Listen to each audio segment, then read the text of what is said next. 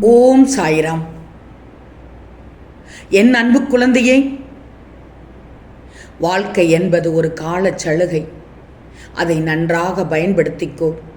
ஆம் தங்கமே, காலமும் நேரமும் யாருக்காகவும் காத்திருக்காது. காலம் வீணானால் திரும்ப கிடைக்காது. காலம் பொன் போன்றது என்று தெரிந்தது தானே.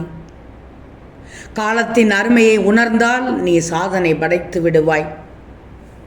கிடைக்கின்ற காலத்தை வீண் பொழுதுபோக்குகளில் செலவழிக்காமல் வாழ்க்கையில் வெற்றி பெற நினைச்சிக்கோ.